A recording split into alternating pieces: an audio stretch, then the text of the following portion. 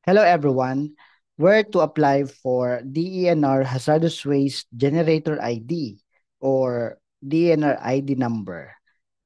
Para makapag-apply ng Hazardous Waste Generator ID or DNR ID number, pumunta lang po kayo sa hwms.emb.gov.ph.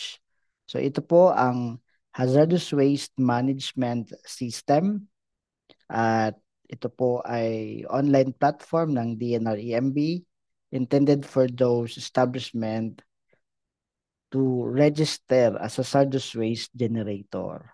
So ito po ang intended platform, appropriate platform para makapag-secure, makapag-apply ng DNR ID number or DNR Hazardous Waste Generators ID.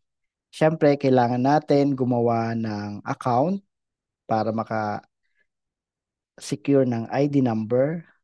At dito po, meron ditong button, register a new account. So, fill upan nyo lang itong registration form at mag-upload ng competent evidence of identity, valid ID or company ID.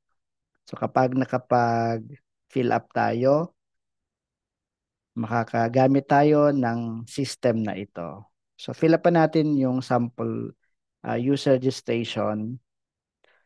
First names, for example, Juan, last name, De La Cruz.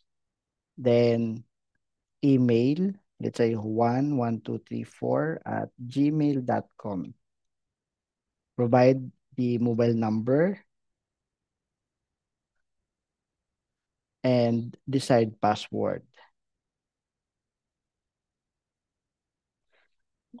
Mag-attach nga din po ng government ID at saka company ID.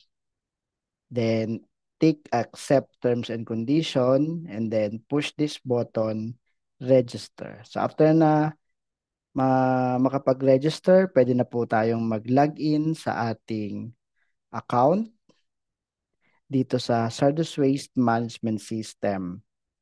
So, gamit po ang inyong email na naka-register at yung password, pwede na po tayong mag-login.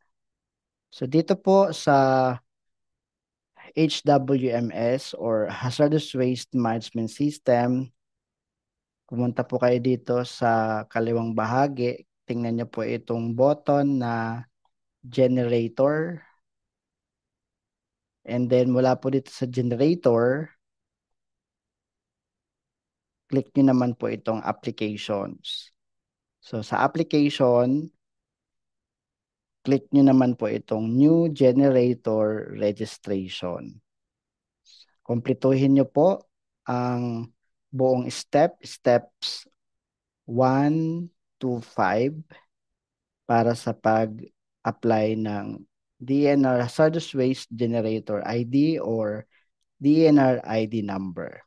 So again, saan mag-a-apply ng DNR Hazardous Waste Generators ID or DNR ID number dito po sa Hazardous Waste Management System via hwms.emb.gov.ph. Thank you very much for listening, and if you want to know more about environmental compliance, please subscribe to this channel. Please share this video. Please like this video.